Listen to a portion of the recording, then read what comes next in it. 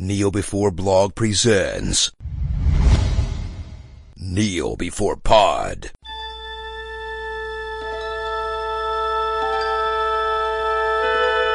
Internet.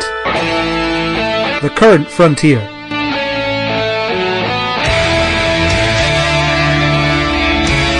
These are the voyages of the website Kneel Before Blog. Its continuing mission to explore strange new shows, to seek out conversations about nerdy obsessions, to have discussions that many have had before.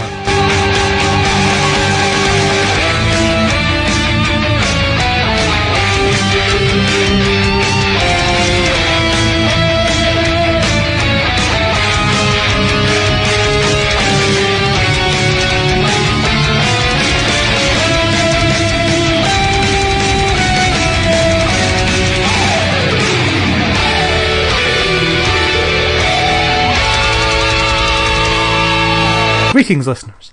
Happy birthday, Star Trek. On September 8th, 2016, Star Trek turns 50 years old, and how could such a milestone go by without Kneel Before Pod, the podcast that so far talks about little else, doing something to celebrate? I'm your host, Craig McKenzie, and over the next few episodes, myself and a brave band of officers will take you through the highs and lows of the franchise. This was all recorded in one night, but the discussion went on so long that I decided to make it more episodic. So without further ado, I'll activate spoiler alert to warn people against spoilers for a 50-year-old franchise.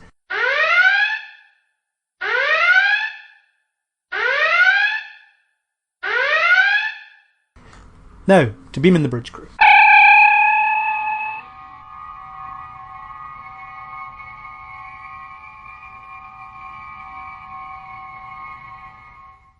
And welcome aboard. Hello. Hey! Hello from the U.S., because you guys are all on the other side of the pond. We sure are. But the transporter has brought us all together. Where are my shoes? Only lost your shoes this time. That's I'm getting better at this. Yeah, so I guess we'll just start with introductions. Everybody knows everybody, but the internet doesn't know everybody. So who wants to start with introducing themselves? I mean, I'm Craig, your host, which you heard in the introduction. I'm Sandy. Also known as Alexander Richardson. Yes, yep, indeed. I'm Alec Peters of Axonar over in Los Angeles, California. I am Nick Cook. I'm in Dundee, Scotland. And here we go. So we're here to talk about something we all love, Star Trek, which is turning 50 or has already turned 50, depending on when you're listening to this. That's so, I thought talking about Star Wars. Oh dear, no, that's that podcast in the other room, mate. There's always one. Dr. Smith. Oh, the pain! There's always someone that can't read the signs. Yes, yeah, that's it. You assuming I can read? Well, you are from Dundee. Ooh. I was from Dundee. I'm from London. I don't know if that's worse. Okay. Anyway, onwards. Yeah. So I guess the first agenda item is we all love Star Trek, but why do we love Star Trek? What does it mean to all of us? I mean, for me, I've been watching ever since I was probably before I was born, to be honest, and I've loved it ever since. I've stuck with it through the thick and the thin, through the good, the bad, and it's always there when I want to watch something that I enjoy. Yeah, I grew up on it. I'm kind of old, so I was actually alive when it was first on TV in 1966, and I was 6 years old, and I've been hooked ever since. Watched it in reruns when it was in syndication here in the United States. You know, would watch every episode a dozen times, and ever since then I've just been interested in it. I got involved collecting Star Trek props and costumes 10 years ago at the 40th anniversary of Star Trek auction that Christie's had. And that became a big part of my life, and started a company called Propworks, which is a big auction house of Star Trek props and costumes. And, of course, then I started Axonar and came out with Prelude to Axonar and promptly got ourselves sued. I'm probably unique among Star Trek fans in that I'm being sued by CBS and Paramount. Never a dull moment around you. Absolutely. That's why you love me. Yep. Oh, that was a really good summary. Who's next? Nick, Sandy, you go next. Oh, okay. Well, I was introduced to Star Trek after I was introduced to Star Wars. I know that's a bit of a thing about Star Trek fans, but hey, I was. There we go. There we go. See, there we go. Death to the infidel. I was actually introduced to Star Trek one evening after we were having a family meal. My mum switched over the channel. We just got cable, and there was the original series on Sky One. Well, actually, it was just called the Sky Channel at the time. And that's how far back it goes. And I'm like, "Oh, Mum, just turn this off. I don't like it." I watched it though because I didn't have control of the remote control, and I've been hooked ever since. Really liked the Next Generation from the get go. I've liked all of. I just like Trek. I even liked, and if you've listened to the other podcasts, I even liked the 2009 and Into Darkness Trek films on their own. Maybe not solid Star Trek, but they were okay. Cool. And Nick, last but by no means least. Well, I'm not quite as old as Alec. Yay. But yeah, I mean, I'm old enough to remember watching the animated series first run on the BBC. And I can remember playing Captain Kirk at a birthday party at the ripe old age of about 5, 6 maybe, when I lived in Bridlington in the mid-70s. So yeah, I'm catching up on Alec, it has to be said. So yeah, I mean, I've been a fan all my life, and it's hard to kind of put a finger on one particular thing that I like about Star Trek. It's just given me a lot of pleasure over the years, and I enjoy the stories, and I enjoy the morality play aspect of it. And I think people make fun of science fiction, but I think there's a lot of compelling drama in there, and there's also some good humor and exciting stories and a bit of action and stuff like that. I just like it a lot, and it's probably contributed more to forming my worldview than probably many other things that probably should have informed my worldview. It's probably why I'm quite as liberal as I am. Who knows? But yeah, I've always loved Star Trek as far back as I can remember. It's, yeah. So we're all in similar boats there then in terms of how long we've been involved. Right, in terms of our lifespan, at least, not in terms of the number of years of that life. But yeah, so as we're here to celebrate it, it has its good and its bad. So we're going to go through all of the various series, except from the animated series, because people don't seem to know it that well. I certainly don't, and Sandy said that he doesn't. So there we go. Obviously, it all started with the original series, Captain Kirk and his crew, and I'll kick it off with my favourite original series episode, which is the season 1 episode Balance of Terror, and it has Kirk and crew's first encounter with the Romulans, and it's very much a cat and mouse game, as if it's a submarine battle between Kirk and the Romulan commander, who is every bit his equal in terms of skill. Really tense battles, shows the difficult parts of command when one of Kirk's crew dies and he has to officiate at their funeral. There's even a bit of self-doubt for him, and it's just a great, well put together, tense episode, and I absolutely love it. Good choice. Yeah, very good choice. That was on my list. Yeah, duplications will not be tolerated. So yeah, I mean, I could talk about it for hours, but I won't. I think it's great. It's a good character piece. It's a good action piece. It just shows what the show is capable of in a lot of ways. Yeah, I can't disagree. It's a great episode. I would go. My favorite episode is Doomsday Machine, and interestingly, it wasn't my favorite episode until about 2-3 years ago when I started watching the remastered TOS, in HD, and I love the remastered. I love all the new effects and everything, and Doomsday Machine especially benefits from the new special effects.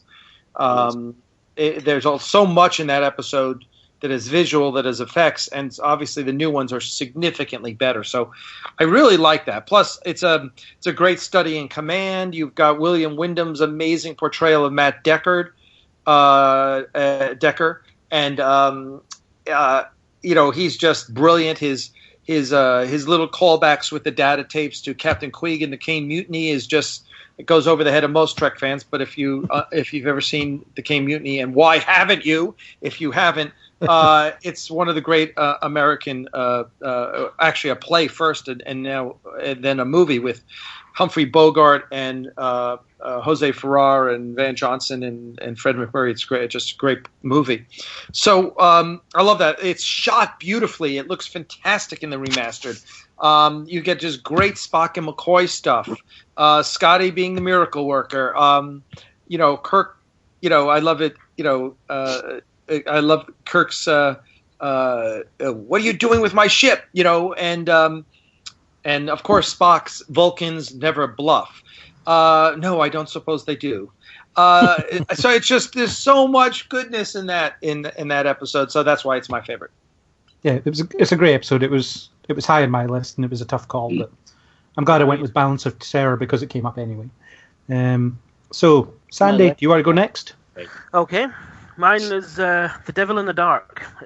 Purely because it's one of the first episodes I remember seeing, and it had me mesmerized. I don't know why. It's just someone in a underneath a blanket hustling along, but it's still good. I mean, you've got the whole thing of it's trying to communicate with them, and it's being misunderstood.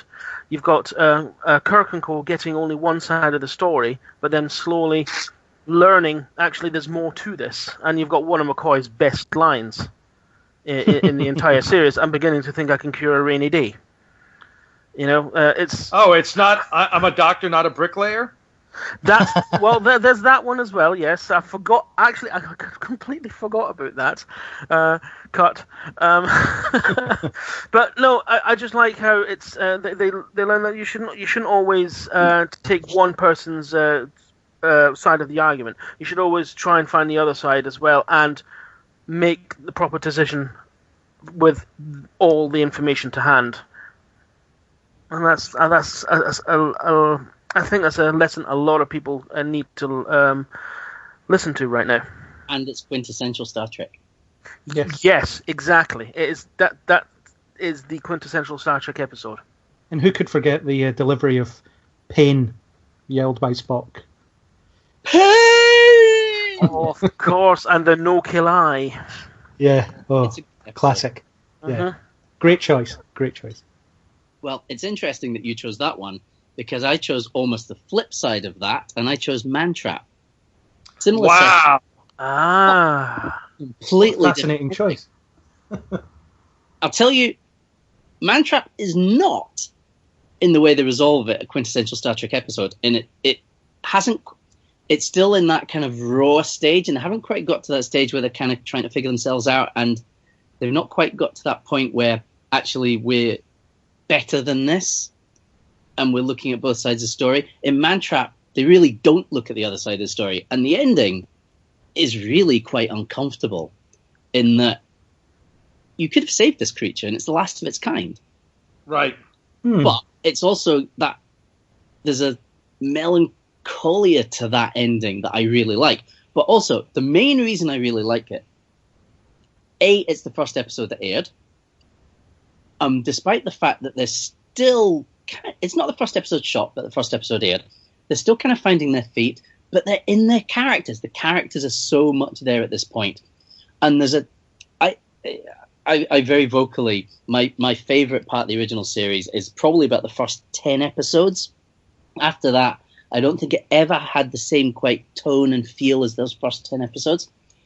But Mantrap kind of embodies all that kind of tone and feeling that the early first season had. I really like that feeling that they are out on the frontier, that they are exploring, that they are encountering amazing things. Interestingly, there's a little bit of that tone that I feel to the new movies as well, which in some ways they don't hit the mark, but in some ways I think they almost find that tone. So I like the sense of unknown about Mantrap, this archaeological mission, which I find quite intriguing as well, and the interplay between the characters. And we're even getting backstory on these characters at this earlier stage. And it's just a lovely episode. Not so keen on the way it ends, because I would have liked to see them do the right thing. But at the same time, how human is it to see them do the wrong thing? Whereas later on, we're so obsessed with seeing how perfect these Starfleet officers are and how they always do the right thing. To actually see them do the wrong thing, but kind of for the right reasons, but kind of not for the right reasons. There's a rawness and a realness to that I kind of like. And I just love the tone of it and the feel of it. It's a very... It feels like they're in an alien world. And I just really like that. Yeah. Well, Very you made a good. hell of a case for that. Yeah. Yep. Also, isn't it interesting that the first person to meet up with an old girlfriend is McCoy and not Kirk?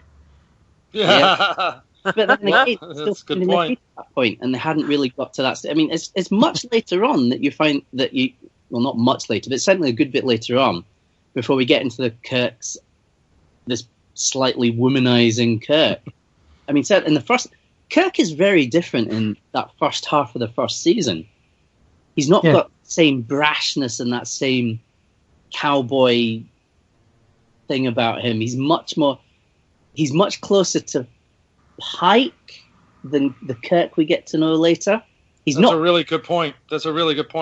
He's certainly closer to that idea of the captain that we see in the Cage, as opposed to the Kirk we're getting in, for instance, Doomsday Machine, where obviously at that point Shatner settles into the role and we've got this kind of cowboy, slightly rebellious character, but hadn't really developed at that stage.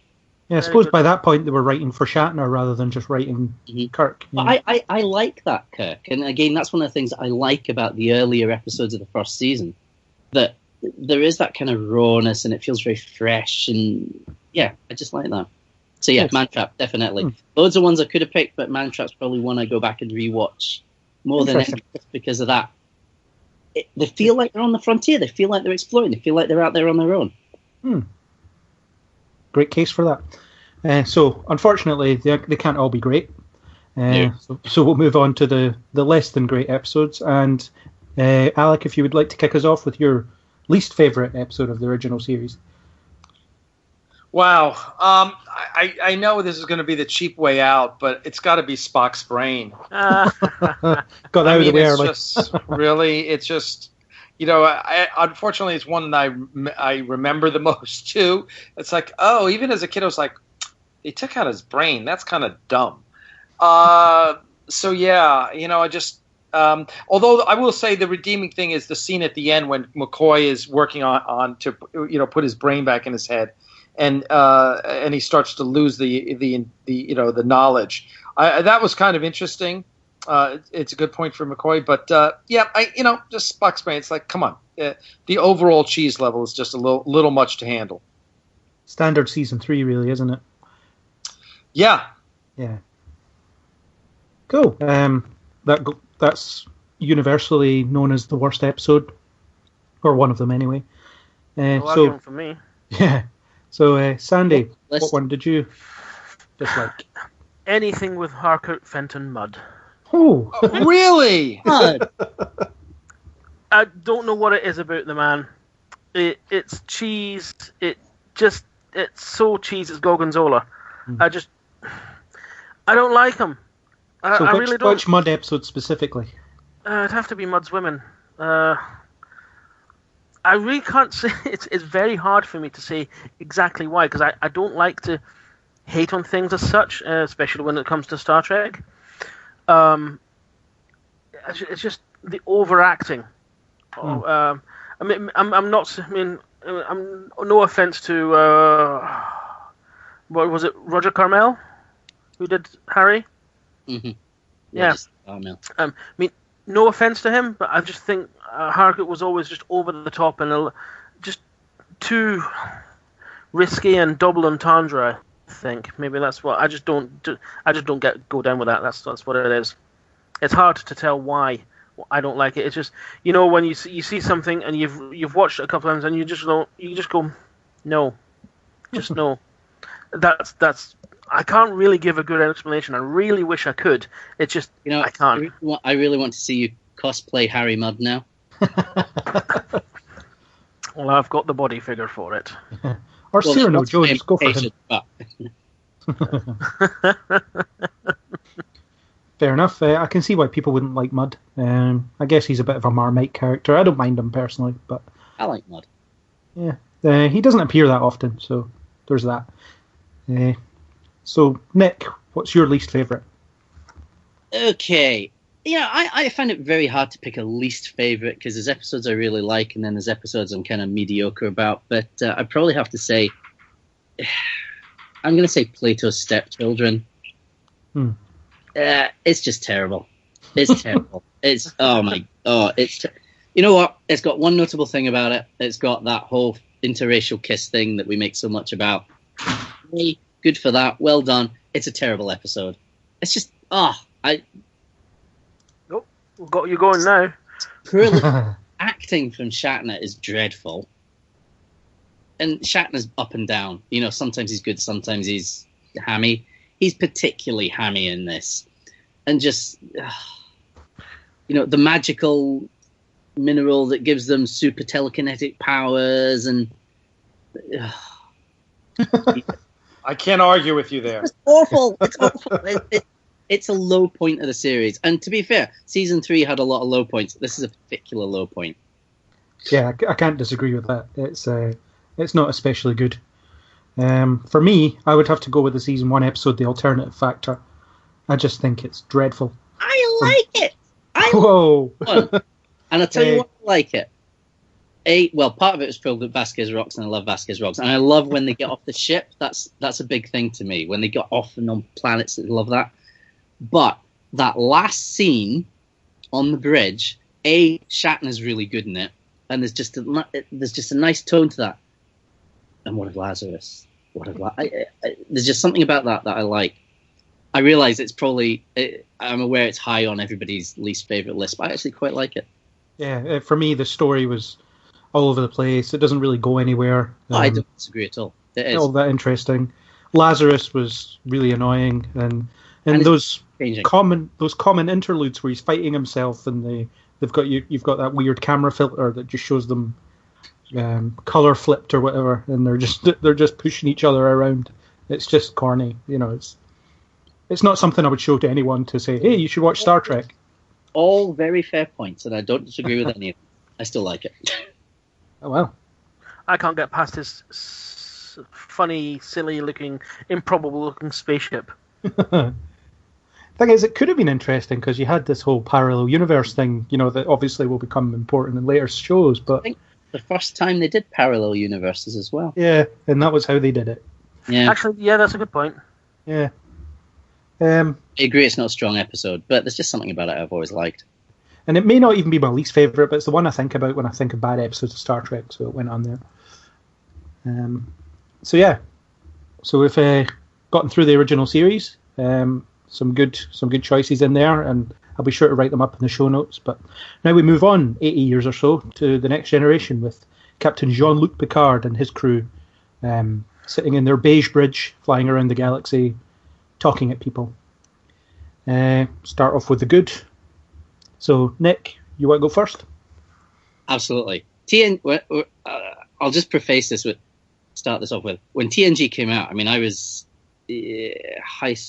just starting university when TNG came out, and I was a long-time Star Trek fan, and this idea of doing a Star Trek series without the original series cast, I was not at all behind that at all. I thought it was a terrible idea.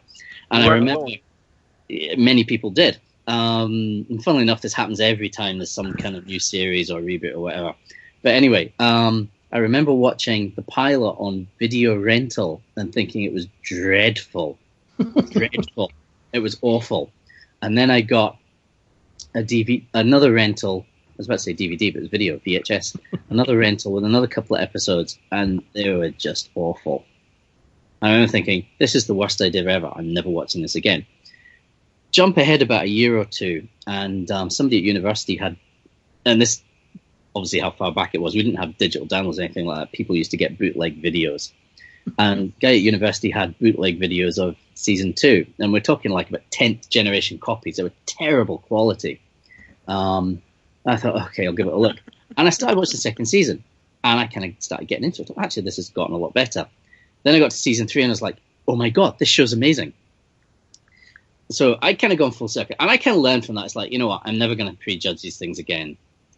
I probably have, but, I try to be a bit more open-minded. Anyway, I went from a position where I hated the idea of TNG to TNG kind of became my favorite show out of all the shows.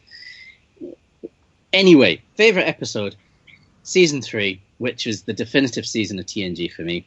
Who Watches the Watchers? Yes. Good one. I could talk about this for hours, but basically I'll sum it up. Again, they're off the ship. Funnily enough, Vasquez rocks again, which is a great place to visit. I'd like to stress this.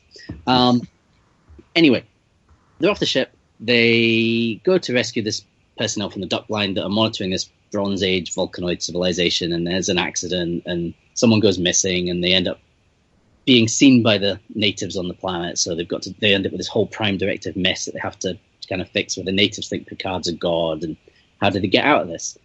I'm sure Kirk would have blown up a computer or something to try and convince them, but Picard says, you know what? I'm just going to bring them up here, explain the situation to them, tell them what's what. I'm not going to like these people. I'm not going to give them fake commandments and pretend to be a god. I'm just going to tell them how it is. We're not supposed to be here. It's an accident. We just know things you don't. And that's what he does. And the episode for me largely revolves around Picard's relation with Nuria, who's the leader of the Mintakans. And that really is what makes this episode for me. Because it's Ray Wise. No. Is that not him? The female. I've forgotten her name at the moment, but the female. Yeah. Anyway, when he brings her to the ship and he shows her the ship, and then he takes her to the observation lounge and shows her planet from space, and there's just a lovely feeling to that. One, season 3 is great because again, it feels like they're out on the frontier and they're actually exploring. But this episode ties up so much of what I love about TNG. They make the right choices, but they don't force their choices. And they say, look, this is who we are. You have a right to develop in your own way, in your own time. You're amazing. Be you. Bye. They just connect on a visceral level. And I'm not explaining this very well now. And I think probably because I love this episode so much and I'm trying to get it all out. Basically, the scenes where Nuria gets to see her planet from space are just so, so lovely. And I think it's something that we can all relate to, because I think most of us think, if you put us up in space, this is something we would want to see. We would want to go to space. We would want to see a planet. Yep. It's like Lillian, First Contact. Yes. Yes. But I also love the way Picard relates to the Mintakans. He doesn't treat them as a bunch of primitives. He treats them as people. Right. He respects them so much. We so often don't respect other cultures on our own world, and in fact, even in our own countries. And the fact that Picard, who is centuries ahead of these people, treats them as equals and treats them as grown up enough to make their own decisions. And that had quite a strong impact on me in my early 20s. So no, that's definitely my favorite episode. I'm going to stop talking now because I've gone on too long. But yeah, that's my favorite episode. Yeah, and I'll jump in and let me jump in because I'm also a fan of season 3, because season 2 and 1 are so dreadful of TNG. It's amazing we all got to season 3. Mm-hmm. but my favorite episode is yesterday's Enterprise. That's correct.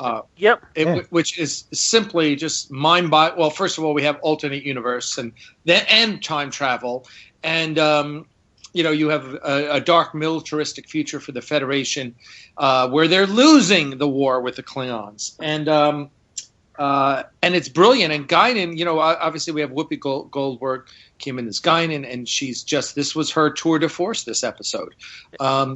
This is where we learn something interesting about Guinan, and she has that great scene in the ready room with in the briefing room with Picard, and which is, oh my God, it's just, you're watching two brilliant actors just eat up this wonderful script in which Guinan is so sure of what the right thing is, and Picard is struggling. He does not know. I mean, he is so out of his element here. It's like, what time travel? What do we do with this ship? And I'm sure he doesn't mention the temporal prime directive or anything. And she's telling him to do what is not what he wants to do. Not good enough, damn it! Not good enough. I mean, it's just one of the great lines in Star Trek for me because, it's wow. You see Picard and you're like, holy crap, he's really upset. And Guinan just is in his face like it's gonna, I forgot her exact line, but she's basically like, it's gonna have to be, you just got to trust me here. And so we also see so much without anything being said, everything about their relationship, a lot of which we learn later on in Star Trek, like in Time's Arrow and such, is right there. That he has so much faith in her.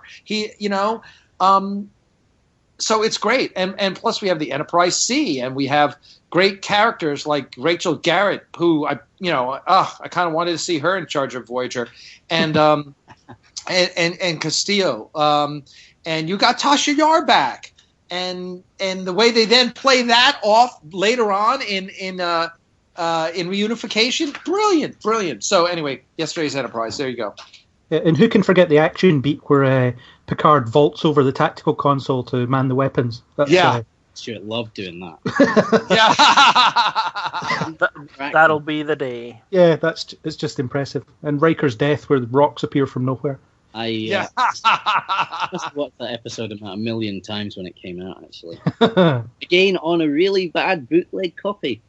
Yeah, boy, you and your bad bootleg copies. Well, listen, in the 90s, we had to wait years before TNG would air here. I mean, literally years. And I mean, the only way to see it was to get bootleg copies from the States. And even then, you could wait months because it would take weeks for it to come for tapes to come over from the US. I mean, now something can come in a few days, but then, weeks to send anything over. And like I say, there was internet, but not much, and we certainly didn't have the kind of downloads we have now. Now, if, the new show's coming, we're going to get the day after the US on Netflix. Yeah. Well, I was just about to say, so isn't that fascinating how things have changed in 30 years? Whereas it used to be that, and here's the beauty of it, it used to be that you would wait years to get it and had to get it on bad bootleg VHS tapes. Now, with Star Trek Beyond, there are those of us in the U.S., I'm not saying I'm one of them, who are going to have to go and get Netflix International in order to see it. People are like, well, I'm not paying $5 a month. I'll just get Netflix International. Yeah, so I kind of think it's like we're coming to Uden this time to see the new Star Trek. I think they kind of dropped the ball on that off on a tangent. I think they should have just gone with Netflix in the first place. It just, I don't know. It just feels like UPN all over again. Yeah, it wouldn't be the first time that Star Trek was used to try and kickstart some kind of other service. Yeah, UPN did so well out of it. Yeah. So great choice. And it's interesting that you say that season 1 and 2 are routinely awful, because my favourite episode is actually a season 2 episode. Well, I think there's some episodes in season 2. Measure of a Man is my choice. Oh, yes. The episode where Data goes on trial to prove that he's a sentient being. God, everyone is talking about that. In the last 90 days, that episode has come up in conversation more. It's like, what happened? Did it they just re-release it or something? Because everyone's talking about Measure of a Man lately. Possibly because Melinda Snodgrass just sold a TV series with George R.R. Martin. There we go. Oh. Yeah. So that might be why. Yeah, and the reason I like it so much, I think it's a beautiful character piece that focuses on an issue that doesn't have a simple answer. Is Data a living thing? We all think he is because we know him, but if you look at the facts, there's a bit of contention there. And the stakes are huge for Picard, who has to define life and apply it to Data. And the stakes are equally large for Riker, who has to essentially betray his friend to argue against the fact that he's alive.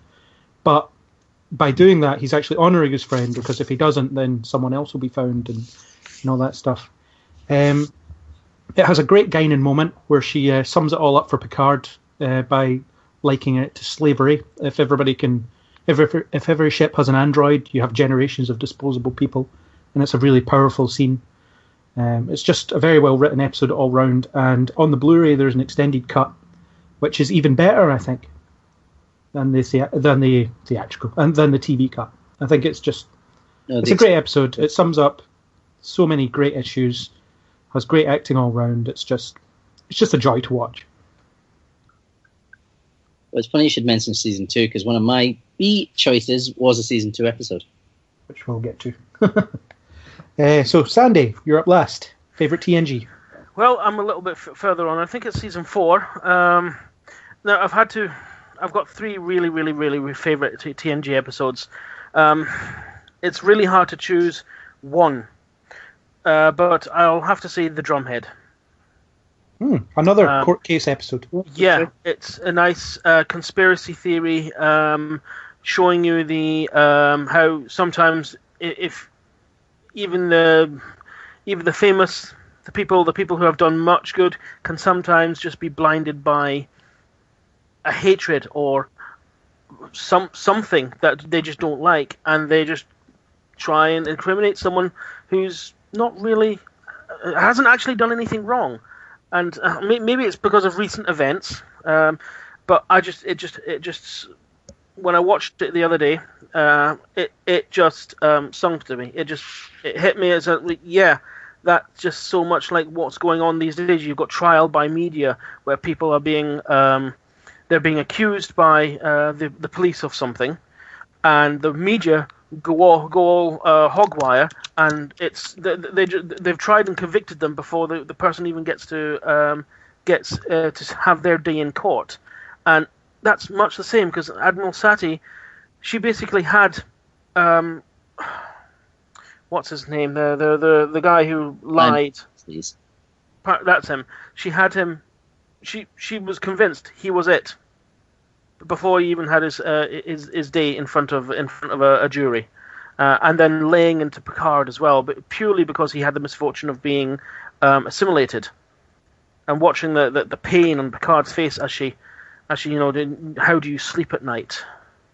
And am I right in remembering she picks apart a lot of his decisions as well throughout the season, so there's continuity in there as well, which was kind of rare back in those days. Actually. She does, and then the way he gets her is by using her own father's a quote from her own father, and that just tips her over the edge, and she just goes on a rant, and the admiral that's watching over the proceedings walks out, and that's it. That's it. The end of the whole thing, and it just shows you how someone who has done a lot of good can be corrupt if they have the right motivation. It is a good episode. I always wanted to see more of Simon Tarses to see where he went from there. Yeah, I thought he could have easily become a recurring regular. He could have been. It was that's a really good episode, and it's interesting now. It's one of the money saving bottle episodes, but they made such a good, a good go of it that it's just one of the classics. Yeah, nice choice. Also, Worf being able to lay the smack down in private. Yes. That's awesome. It's brilliant. Without being incompetent for once. Yeah, well, without getting thrown across the room. Yeah. Yeah, great choices, everybody. Such good episodes. We'll move on to the lesser of the TNG episodes. And Alec, if you want to go first. Yeah, my least favorite TNG episode is going to be Skin of Evil. First season, where Tasha dies. Oh my God. There is so much that I can't stand about that episode. Of course, Tasha dying I thought was bad, because I thought she had a lot of potential, which we see later on. And I thought she had a lot of. I thought the backstory they came up with her too was really interesting, and I wanted to see more of that. So cutting her off so early, I just was like, I know Denise Crosby probably felt she had a future in movies, but that was a real bummer for me. And then just this creature was like, oh God, what, the art department not have a budget that week, and and the black goo, and I don't know. I'm just not a fan of that episode. And again, the first and second season of Star Trek: The Next Generation are basically bad 80s sci-fi. They are basically a couple years separated from Glenn Larson's Buck Rogers. It is a valiant attempt, but unfortunately, and a lot of that, blame me if you must, but a lot of that is Gene Roddenberry's fault. And the control he had, the whole, we're in a happy, joy future where there's no drama. Everyone's so evolved that there's no drama. There's no conflict between characters. Well, that's a lack of drama. right? No conflict. Everyone's nice. No one has problems. I mean, come on. The utopian future just didn't work. So it wasn't, until they made some changes in season 3, and then we started look how many season 3 episodes we think are great. Of course, Measure of a Man is an exception. But so anyway, Skin of Evil, my choice for worst Star Trek episode. And the haphazard killing of a main character, that's just... You imagine that being done now, on television. It's crazy. Right. It's like... Go ahead. Oh, you mean the haphazard killing? As far as I'm aware, Denise Crosby wanted out. She didn't see her character going anywhere. She just said, "Write me out." Yeah, and they did. Yeah. You're hit once, and then you're gone.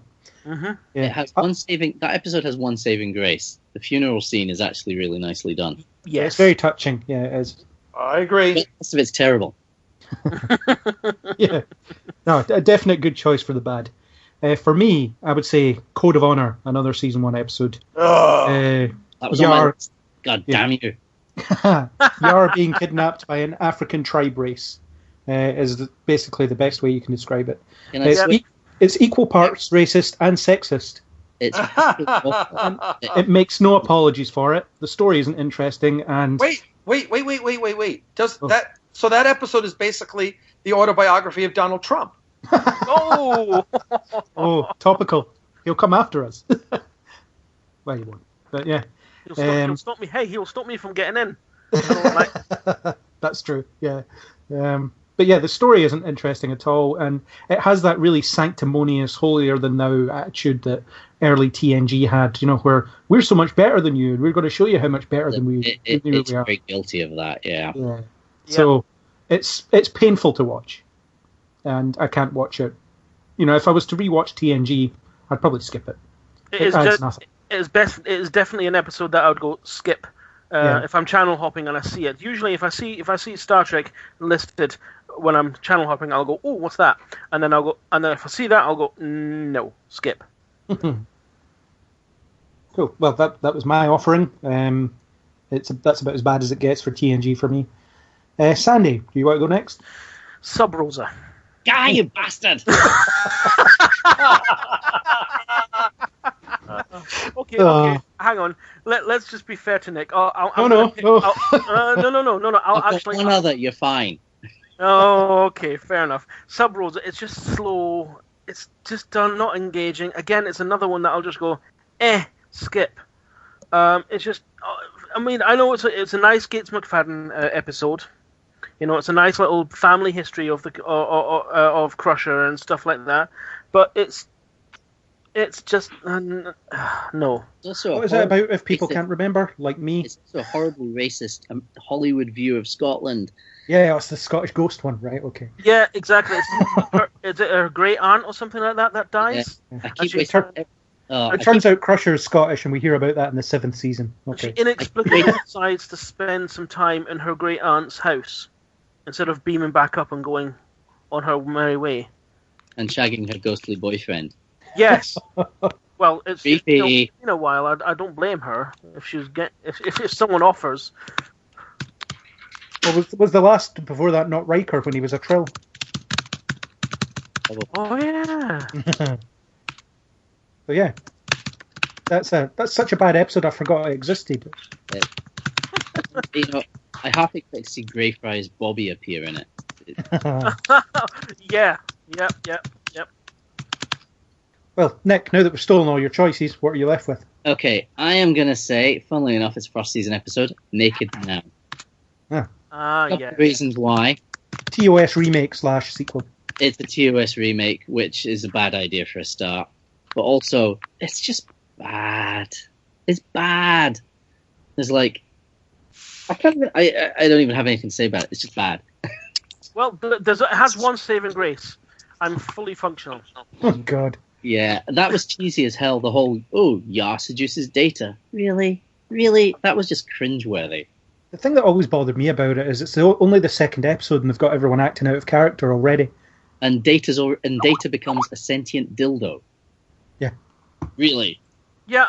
I wanted to. I don't know. How did they explain that he gets infected as well? Oh, because it it Does doesn't. he sweats or something? Is it weak? Is it weak sauce or something? It's crap. It's some bullshit techno babble.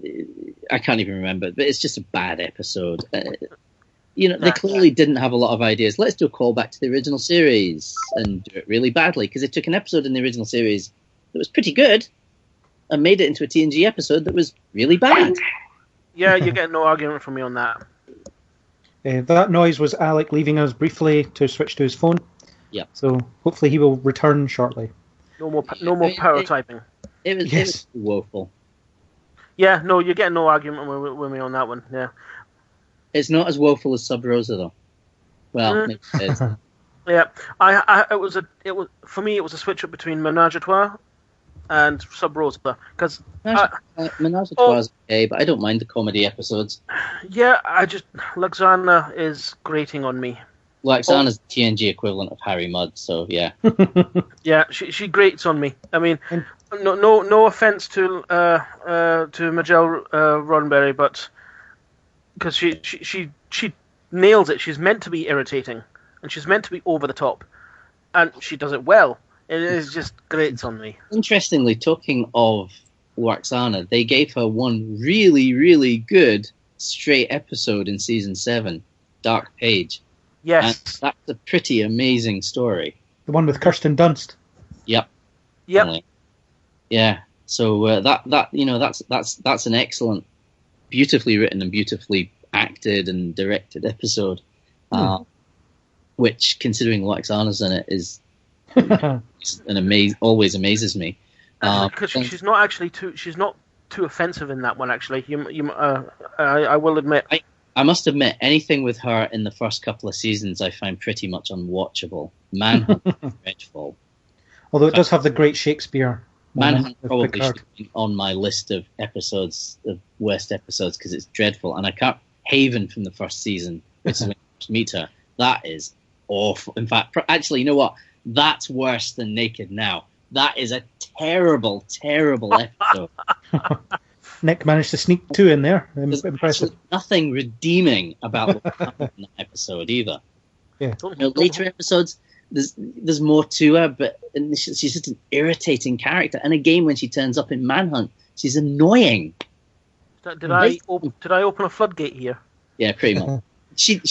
Later on, it's different because she gets more depth as a character. She becomes more than just the annoying mother. But certainly, those first couple of episodes, it's just painful to watch. Yeah. So before Nick explodes, we should move on to Deep Space Nine. And to be continued. That was the first part of our series of podcasts on Star Trek's 50th anniversary. We hope you enjoyed, and we'll be back for our next part where we continue boldly going through the highs and lows of the franchise. A special thank you to YouTube channel 331 eRock for the music you've heard here. As always, please do subscribe on iTunes or any major podcasting app and join us on the next Kneel Before Pod.